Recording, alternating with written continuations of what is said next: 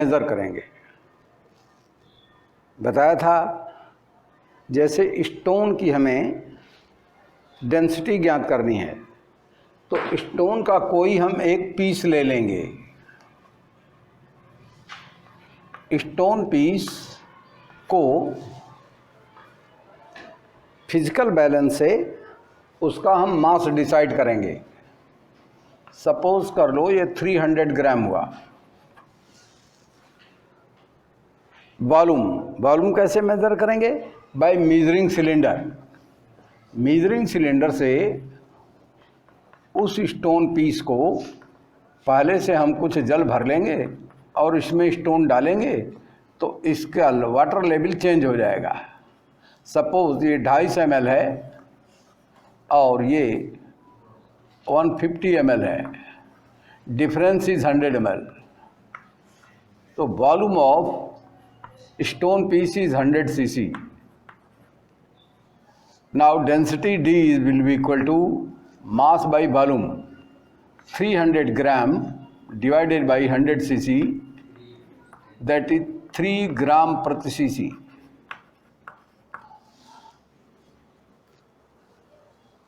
Density measure करना किसी substance का, किसी मटेरियल का बहुत ही इम्पॉर्टेंट एक्सपेरिमेंट होता है।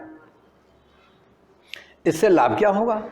इससे लाभ ये है, जैसे सपोज कर लो स्टोन का कोई बहुत बड़ा पीस है,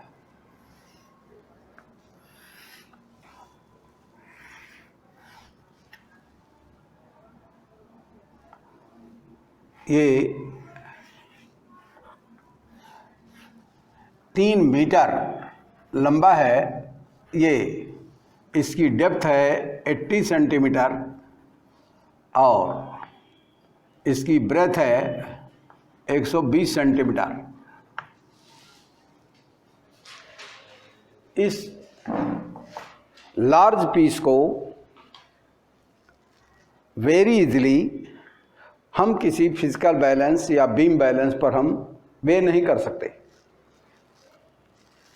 लेकिन हम इसके मास को डिसाइड कर सकते हैं। जैसे हमने इस स्टोन की डेंसिटी मेज़र कर लिया, इसी का कोई दूसरा पीस हमने ले लिया, छोटा piece of the same quality. जो इस स्टोन की क्वालिटी है वही क्वालिटी इस स्टोन की है। अब उसकी डेंसिटी को पहले हम मेज़र करेंगे, छोटे पीस की डेंसिटी को मेज़र कर लेंगे, फिर इसका हम वॉल्यूम कैलकुलेट करेंगे। Volume 300 centimetre multiplied by 120 centimetre multiplied by 80 centimetre.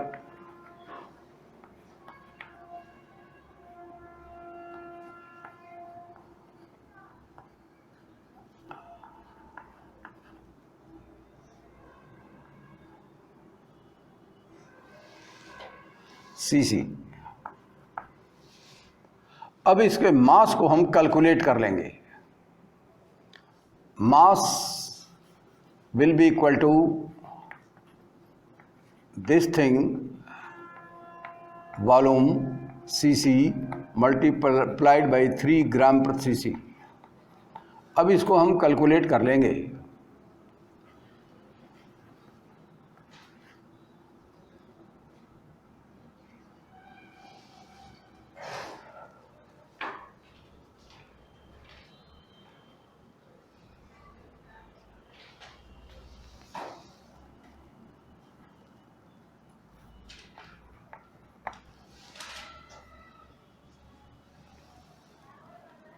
ये किलोग्राम आ गया।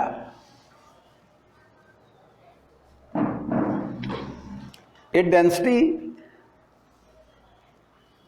मटेरियल की स्पेसिफिक प्रॉपर्टी है और डेंसिटी को यदि हमने मेज़र कर लिया तो कोई बहुत बड़ा पीस है, यह आयरन पीस हो या स्टोन पीस हो, आयरन पीस है तो हमें आयरन की डेंसिटी चाहिए। स्टोन पीस का मास निकालना है तो स्टोन की हमें डेंसिटी चाहिए। यदि हम पूरी अर्थ के मटेरियल की एवरेज डेंसिटी 5.8 मानी जाती है, 5.8 ग्राम पर सीसी। और अर्थ को एक स्फीयर हम मानते हैं जिसका रेडियस 6.4 इंटू 10⁶ मीटर है। तो इसके वॉल्यूम, अर्थ का वॉल्यूम हो जाएगा 4/3 पाई आर क्यूब, 6.4 इंटू 10⁶ का cube multiplied by density of earth crust into 10⁻³ kg पर मीटर क्यूब। और इस तरह से हम अर्थ का मास डिसाइड कर लेते हैं। इसी तरह हम मून का हम डिसाइड कर लेते हैं मास, सन का मास हम डिसाइड कर लेते हैं। तो ये कोई पहाड़ है जिसमें सीमेंट का पत्थर है, तो हम पहले सर्वे करके उस पहाड़ की एरिया निकालते हैं, फिर उसमें बोरिंग करके उसकी गहराई ज्ञात करते हैं, वॉल्यूम हो जाता है। वॉल्यूम के बाद स्टोन की डेंसिटी को मल्टीप्लाई करते हैं, तो हमें पता लग जाता है कि इस पहाड़ में कितने टन पत्थर है और कितने समय तक हम इससे सीमेंट का उत्पादन कर सकते हैं। तो डेंसिटी बहुत ही important specific property of the material है। जैसे हमने बताया कि डेंसिटी ऑफ वाटर यदि 1 ग्राम पर सीसी है, तो चाहे 1 ड्रॉप वाटर हो या a huge mass of water हो, उसकी डेंसिटी वही होगी। Density of the material is specific property of the material, लेकिन थोड़ा टेम्परेचर बदलने से डेंसिटी माइन्यूटली चेंज कर जाती है। जैसे सपोज कर लो वाटर की डेंसिटी एग्जैक्टली 1 ग्राम पर सीसी तब होती है जबकि वह वाटर 4 डिग्री सेल्सियस का हो। 4 डिग्री सेल्सियस के वाटर की डेंसिटी 1 ग्राम पर सीसी एग्जैक्टली होती है। यदि हम टेम्परेचर चेंज कर दें तो slightly density of water gets change. 0 degree Celsius का वाटर है, एट एटमॉस्फेरिक प्रेशर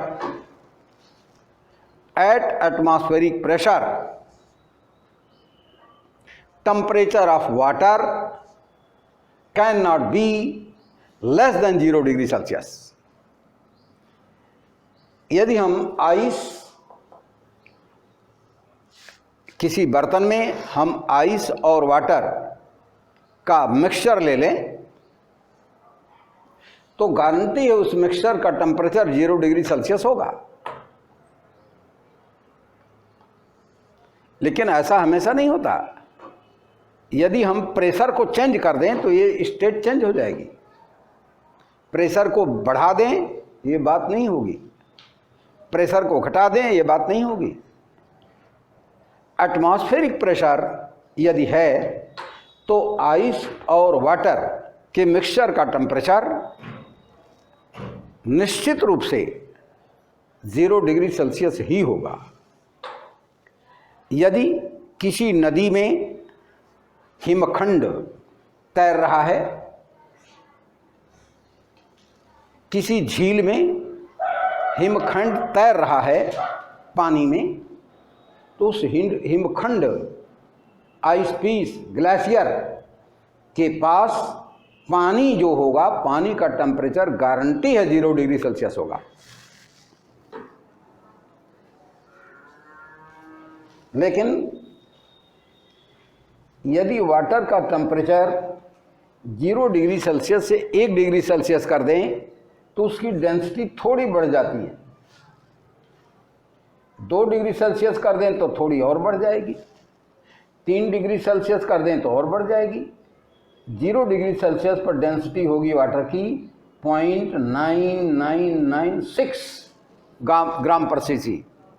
यह नियर वैल्यू लिखी हुई है, एग्जैक्ट नहीं है, वेरी एग्जैक्ट नहीं है, नियरली ये है 0.996 ग्राम पर सीसी। लेकिन वाटर का टेम्परेचर धीरे धीरे हम बढ़ाते जाएं तो 4 डिग्री सेल्सियस पर इसकी डेंसिटी 1 ग्राम पर सीसी हो जाती है। 4 डिग्री सेल्सियस का वाटर है तो एटमॉस्फेरिक प्रेशर पर निश्चित रूप से उसके डेंसिटी वाटर की 1 ग्राम पर सीसी होगी। यदि हम टेम्परेचर को और बढ़ाते जाएं 5, 6, 7, 8 तो फिर 4 डिग्री के बाद टेम्परेचर राइज करने पर फिर यह घटने लगता है। यह पिकुलियर प्रॉपर्टी वाटर के साथ ही है, सभी लिक्विड्स के साथ नहीं है ऐसा। वाटर के साथ यह पिकुलियर प्रॉपर्टी है कि 4 डिग्री से नीचे भी यदि टेम्परेचर 4 डिग्री से नीचे है वाटर का तब भी डेंसिटी कम होगी, और 4 डिग्री से ऊपर जाएं तब भी डेंसिटी कम होगी। 4 डिग्री सेल्सियस पर ही 1 ग्राम पर सीसी होती है डेंसिटी वाटर की। यह कम्पिटिटिव पॉइंट ऑफ व्यू से तुम्हें हमेशा याद रखना चाहिए। 4 डिग्री सेल्सियस पर ही जल की डेंसिटी 1 ग्राम पर सीसी होती है।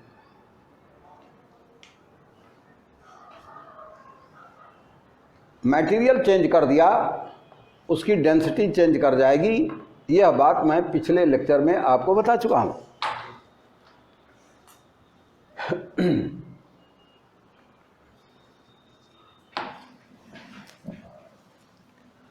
अब आप देखेंगे एक अलग बात।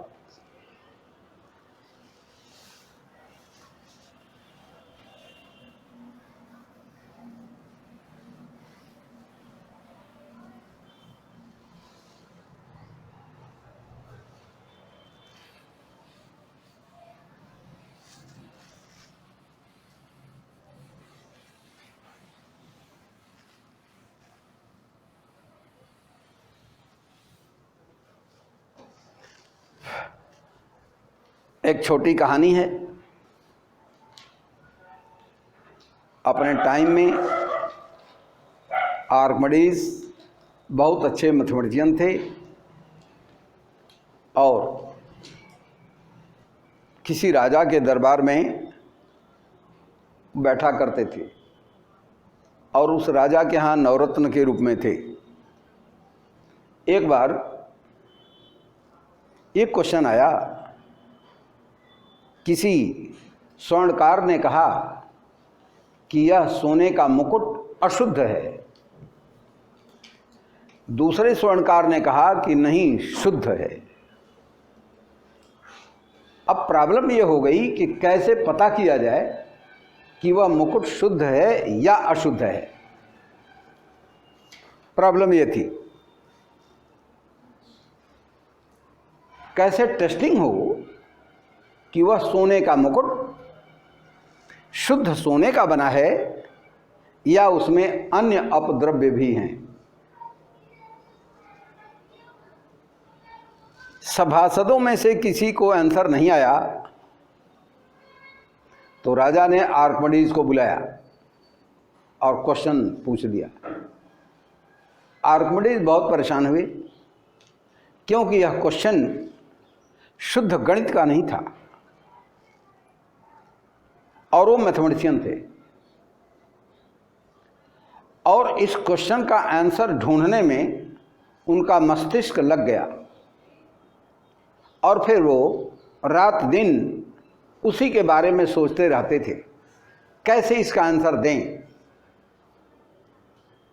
उनको सेव करने का भी समय नहीं मिलता था। क्वेश्चन इस ढंग से उनके मस्तिष्क में आ गया। यह संयोग की बात है कि एक नाद में पानी भरा हुआ था अप टू इट्स ब्रिम, और उसमें वो हले तब बात करने के लिए। जब उसमें से निकले तो देखा कि पानी ब्रिम तक नहीं है, नीचे चला गया, या और जब फिर हले तो फिर ब्रिम तक आ गया। तो उन्होंने ये देखा कि यदि हम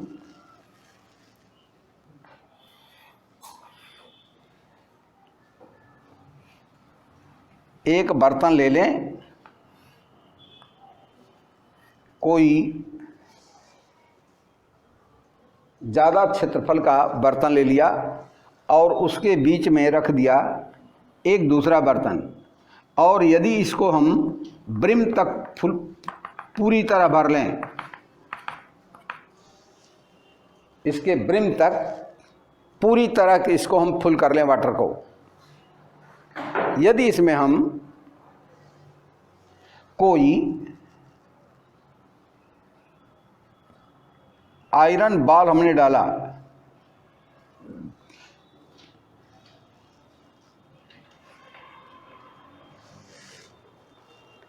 तो कुछ पानी ये बाहर गिर जाता है,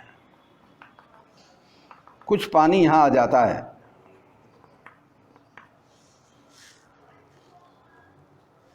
बाहर निकले पानी का वॉल्यूम वही था जो इस सॉलिड बॉल का था।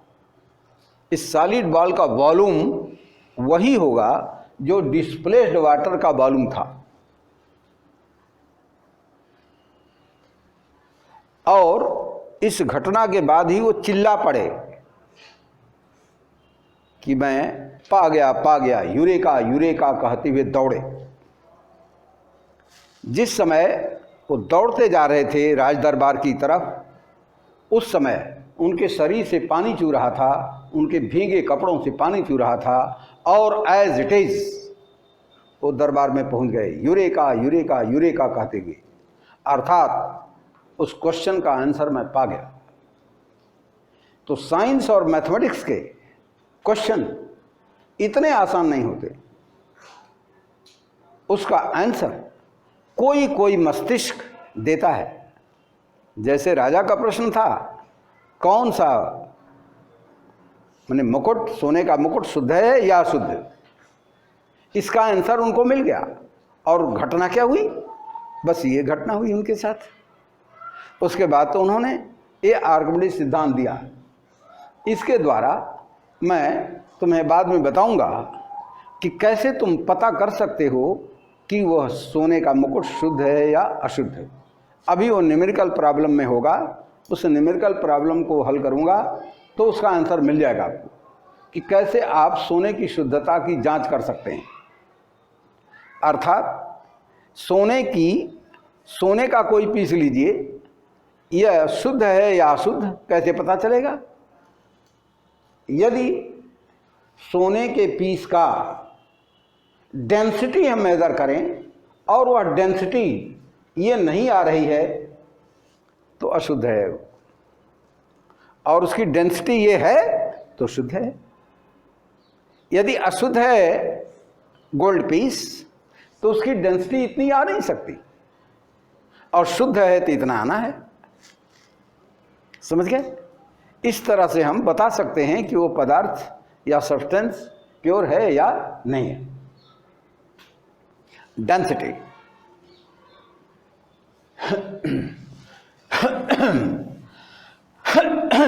अगली बात देखेंगे हम,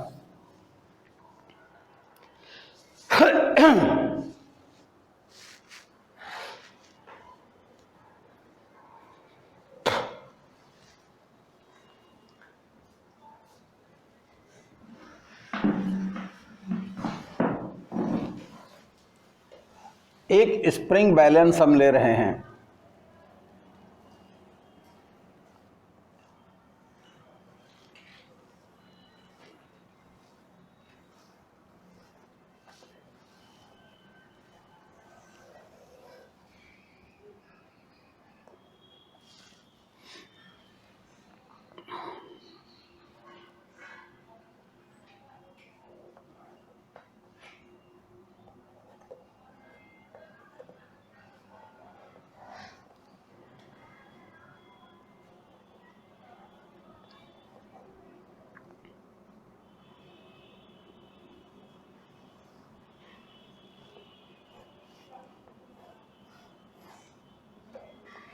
सपोज कर लिया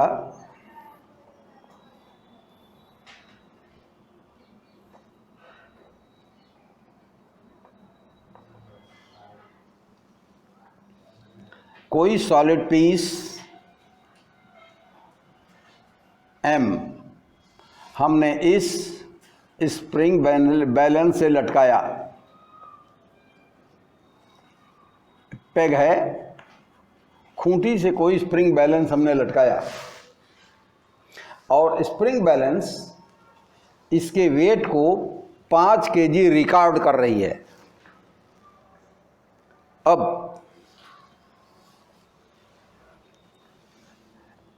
एक बर्तन में आप पानी ले लें,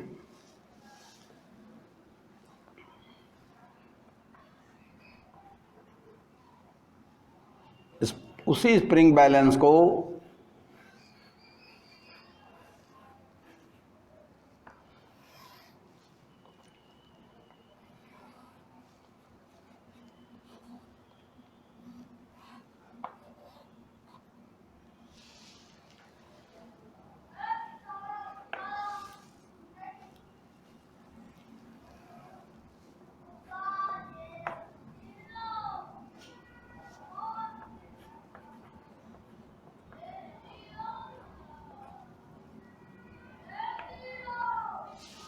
उसी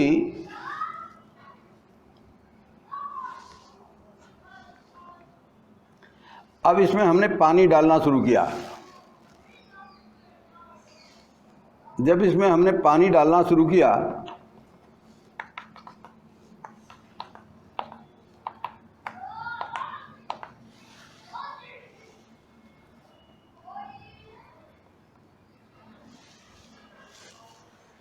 जब इसमें पानी डालना शुरू करेंगे आप तो यह धीरे धीरे यह इस ढंग से हो गया। स्प्रिंग 2 kg पर रिकॉर्ड कर रही है। स्प्रिंग श्रिंक करेगी, धीरे धीरे श्रिंक करेगी, ज्यों ज्यों पानी में डूबता जाएगा त्यों त्यों ये। तो जब अनइमर्स्ड, जब पानी में वो नहीं पड़ा था, एयर में था, तो उसका मास ये रिकॉर्ड कर रही थी 5 kg, 5 kg वेट रिकॉर्ड कर रही थी स्प्रिंग। लेकिन जब उसी पीस को हमने पानी में डुबा दिया तो अब उसका वेट यह केवल 2 kg रिकॉर्ड कर रही है। अर्थात इसके भार में कमी आ गई। कमी कितनी कहेंगे? डिफरेंस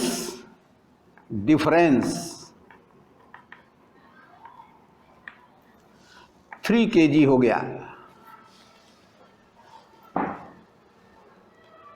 पहले 5 kg था, अब न्यू वेट 2 kg है, 3 kg का डिफरेंस आ गया।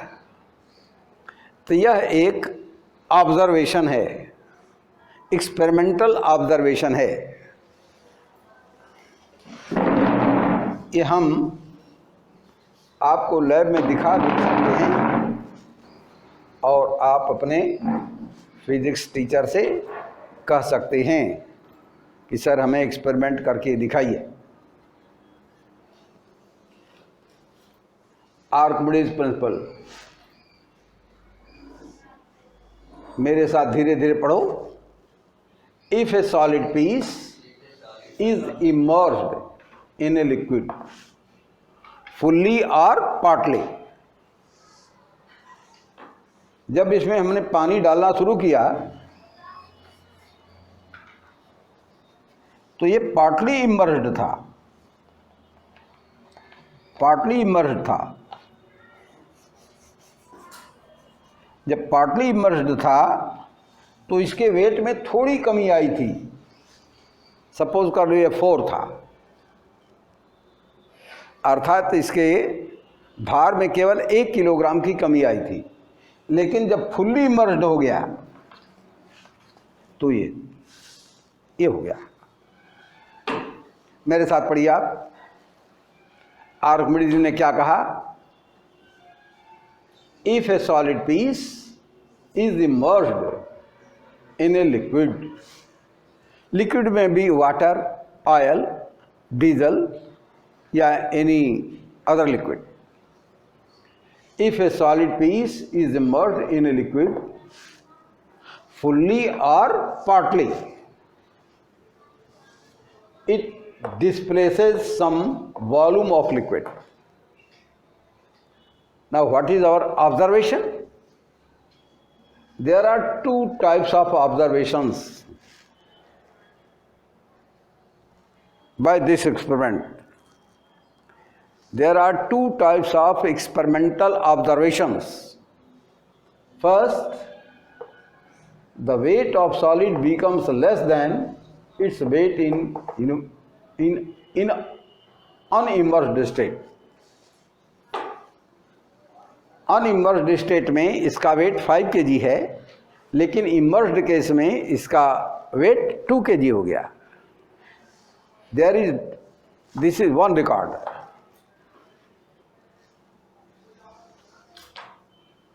The weight of solid becomes less from 5 kg to 2 kg. The weight of solid becomes less than its weight in unimmersed state. Secondly, the weight of displaced liquid is same. The weight of displaced liquid. पहले तो हम इसको record करते हैं, इसके बाद जो displace होकर लिक्विड इसमें गिरा बर्तन में,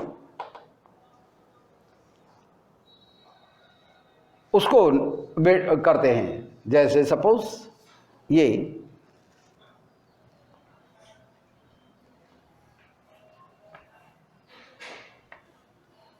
2 बर्तन हैं. एक बर्तन में ब्रिम तक जल भरा हुआ है, और जब इसमें हम किसी बॉल को ऐसे हैंग करेंगे, कुछ वाटर या डिस्प्लेस हो जाएगा.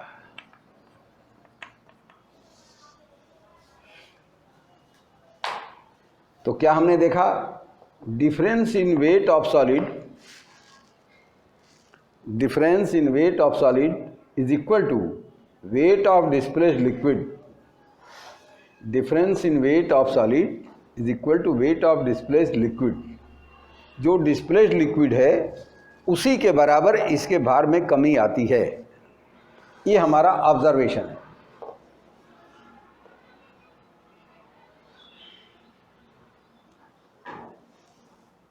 और ये आर्किमिडीज प्रिंसिपल भी है. ये आर्किमिडीज प्रिंसिपल है. अब इस बात को हम फॉर्मुलेट करने के लिए फिर ऐसे लिखें: weight of solid in air minus weight in liquid is equal to weight of liquid displaced. Weight of solid will be mg, और m के बदले मैं लिख रहा हूं volume of solid multiplied by its. m is equal to v into d. तो m के बदले में हम v इंटू डी लिख सकते हैं. Wait of solid in air, volume of solid multiplied by density of solid. m, this is m into g, weight of solid in air, minus weight of solid in liquid. Weight of solid in liquid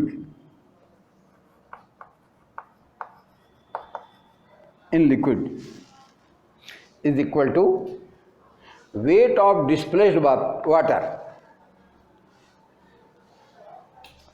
V dash is the volume of displaced liquid multiplied by density of liquid multiplied by G. V dash is volume of displaced water multiplied by density of liquid, not density of solid, density of liquid into G.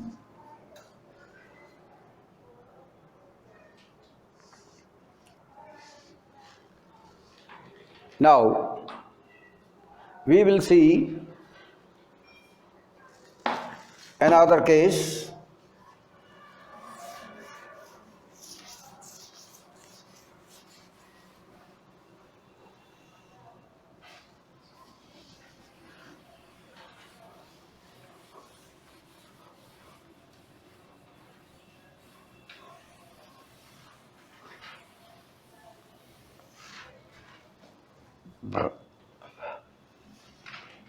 Three observations.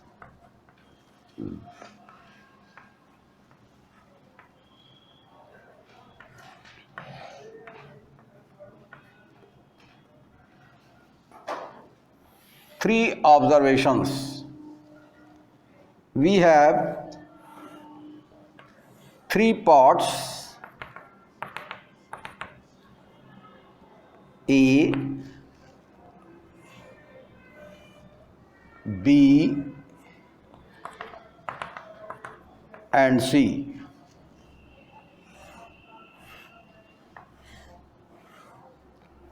All these are half filled.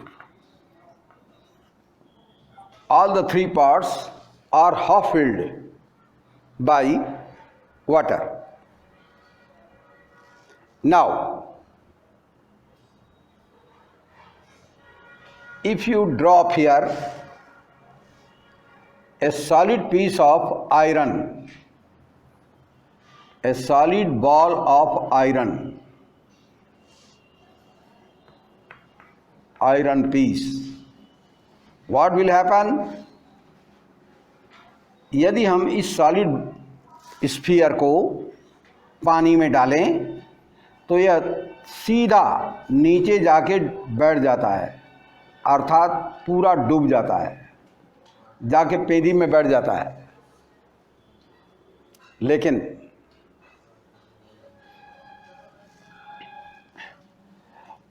एक छोटी लोहे की ही प्याली, लोहे की ही यह कढ़ाई है, आयरन पीस है यह भी, और इसको हम पानी में डालें तो यह फ्लोट करती है।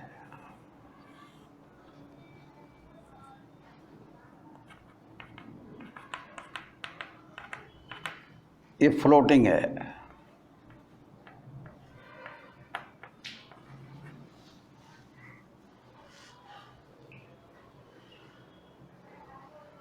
यदि हम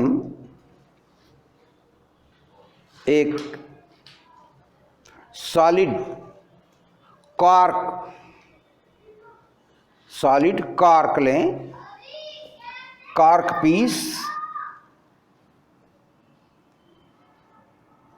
सपोज ये कोई कॉर्क पीस है,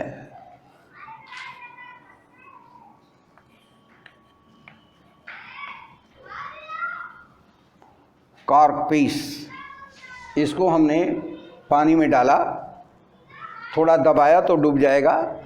यदि इसको हम छोड़ें तो यह अपवर्ड मोशन करता है, मोशन, इसका मोशन अपवर्ड होगा। या एयर बबल, आपने देखा होगा एयर बबल,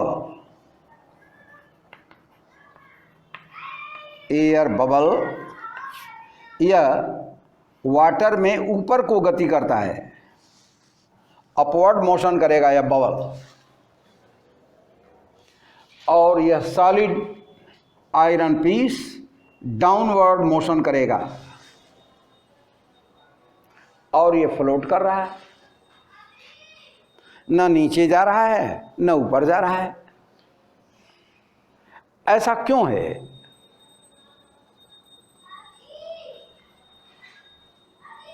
तो हम ये आंसर देते हैं,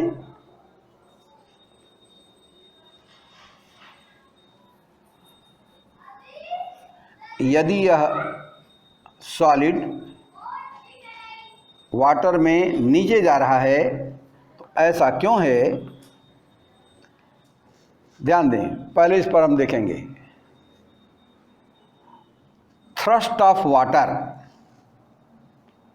वाटर थ्रस्ट और mg weight of object is equal to thrust of water.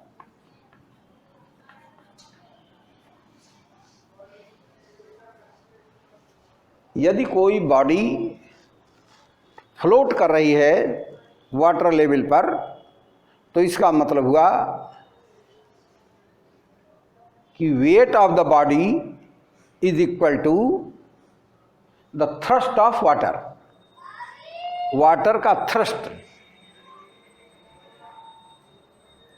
और बॉडी का वेट इक्वल है।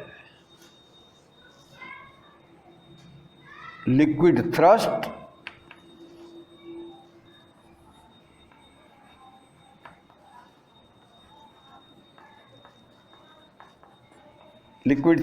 is equal to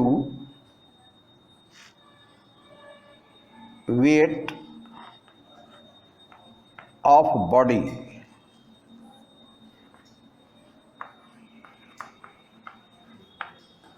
यदि ये दोनों इक्वल है तो वह बॉडी फ्लोट करेगी। Wait of the body is equal to thrust of water. Thrust of water is always in upward direction. लेकिन इस केस में thrust of water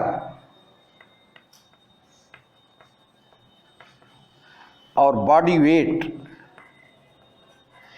mg weight is greater than thrust। या यूं कह सकते हैं thrust, water thrust is less than mg। Water thrust यदि mg से कम होगा तो बॉडी डूबती ही चली जाएगी, डूबेगी, डाउनवर्ड मोशन करेगी इन लिक्विड। और यदि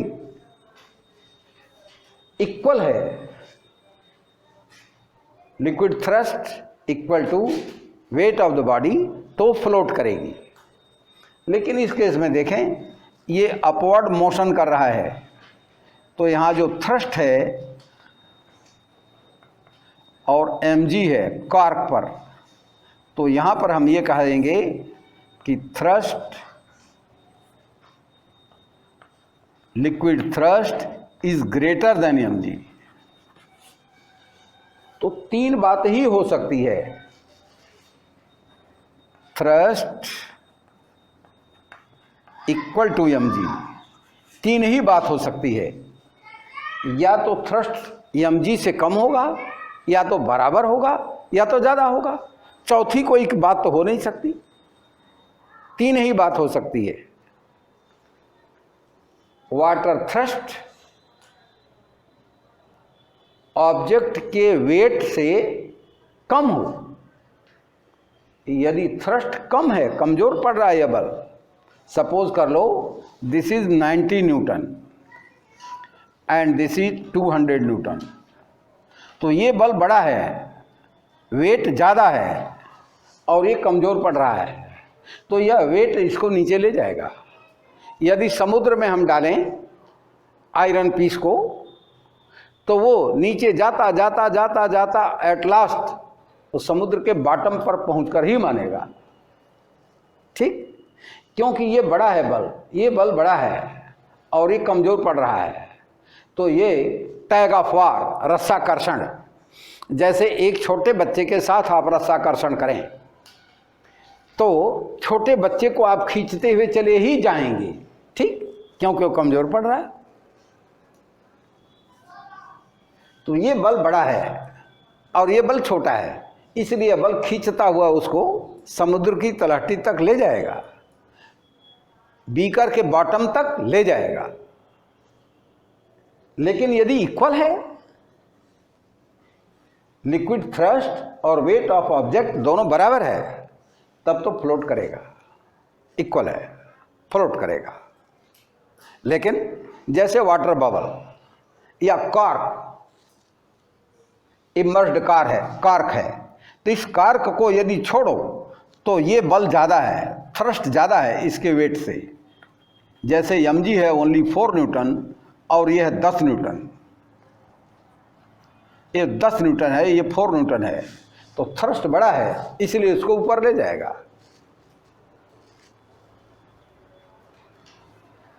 समझ गए? ये कुछ इंपॉर्टेंट पॉइंट्स हैं जिनको तुम्हें अपने मस्तिष्क में रखना चाहिए ऑलवेज। साइंस पढ़ने वाले को उस दिशा में चिंतन करते रहना होता है। और कौन सी नई बात आपके मस्तिष्क से प्रारंभ होगी, कौन सा नया विचार आपके अंदर आ जाएगा, ये मैं भी नहीं जानता। हो सकता है आप मुझसे बहुत अच्छे हों, तो किसी चीज को हम फाइनल नहीं कर देते। विज्ञान में बहुत सारी बातें अनसेड, अनएक्सपेरिमेंटेड रहती हैं। हम कोशिश करते हैं, हो सकता है मस्तिष्क आपका कुछ और थिंक करे।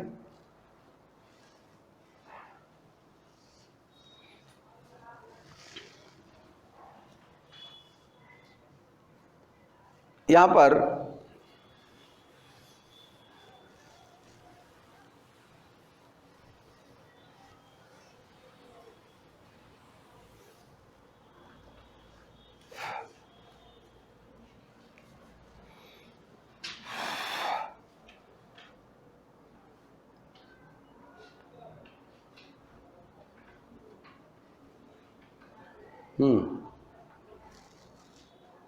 Numerical problem,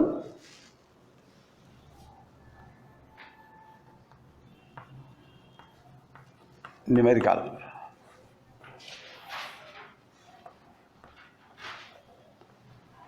find mass of solid iron cube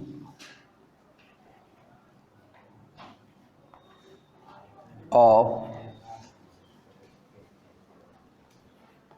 side 20 centimeter each,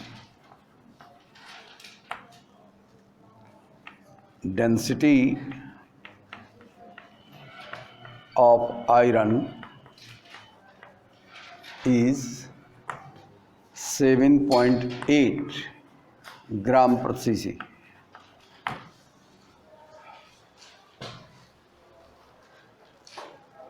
Now, how to solve the problem? Solution.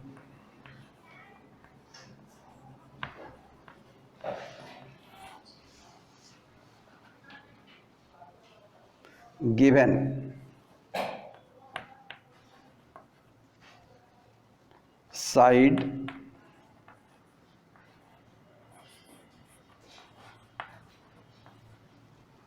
of cube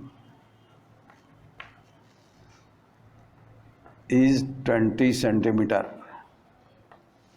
यहाँ पर एक डायग्राम बना लेने से आपको मेंटल कंसेप्ट बढ़िया मिलता है।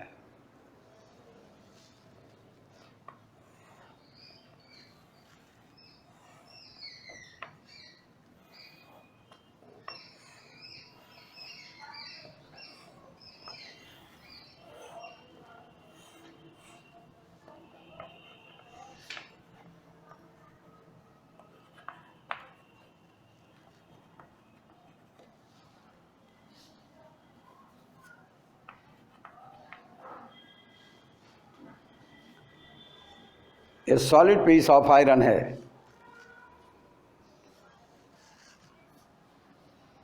Volume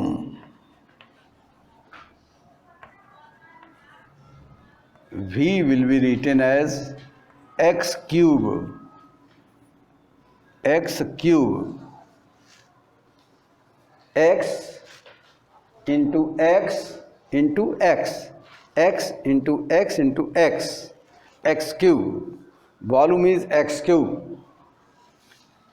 So that is 20 centimeter or 0.2 meter, or 20 centimeter cube. That is 8000 cc. Volume of this cube is 8000 cc. Now what is mass? Mass is equal to m by this formula, V into D. Mass is V into D. V is 8000 cc multiplied by 7.8 gram prati cc. Cancel cc and cc.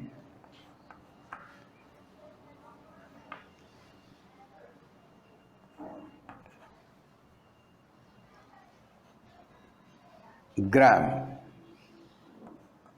62.4 kg.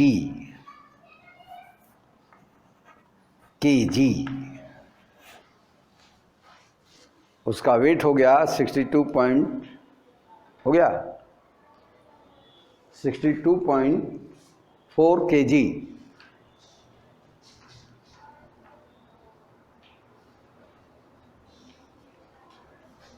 Again, another question.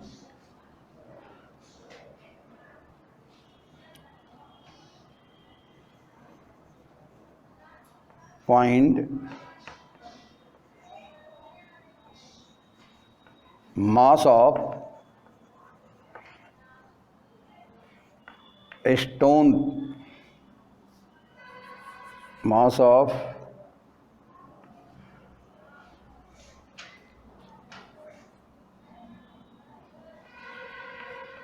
stone cuboid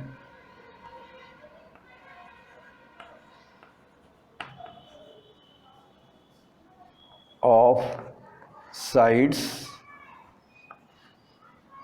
30 centimeter, 45 centimeter and 20 centimeter. If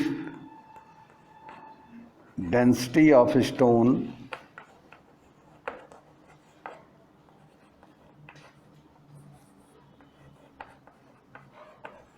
is 3.0 gram per cc.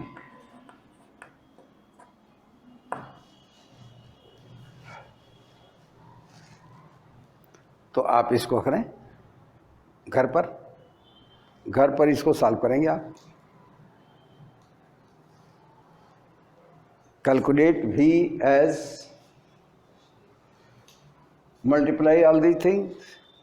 V मालूम हो जाएगा, density से multiply करेंगे उसका मास निकल जाएगा.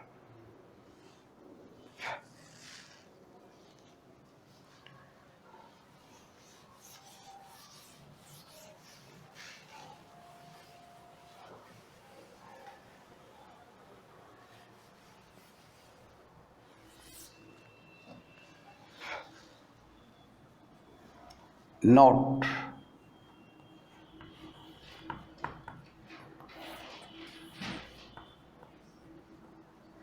weight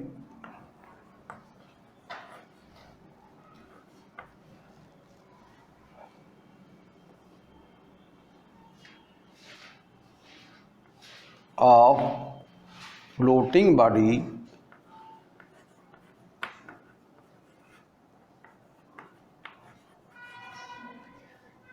in liquid.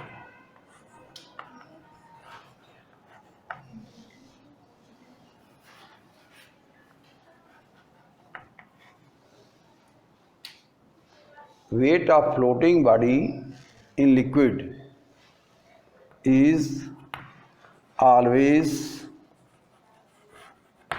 0.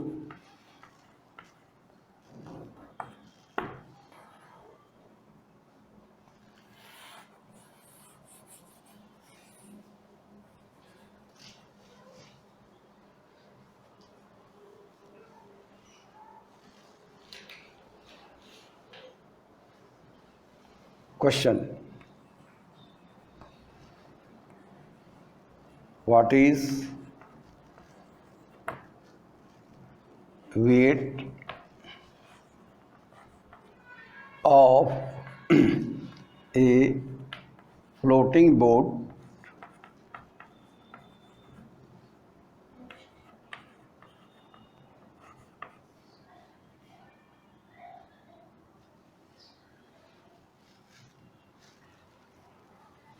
in liquid?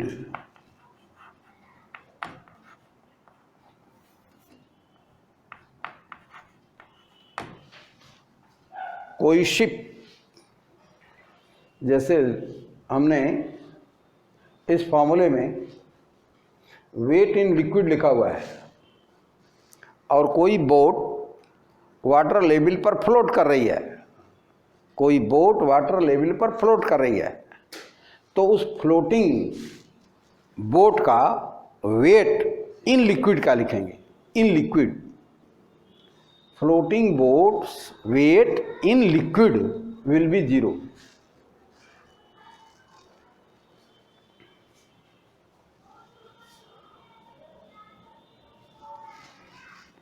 Floating weight, what is weight of a floating ship in liquid? That is also 0. यदि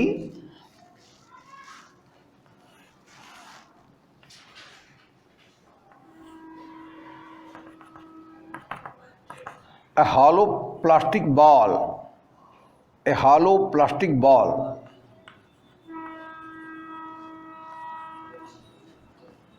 a hollow plastic ball is floating on water level. What is weight of the ball in water? That is 0.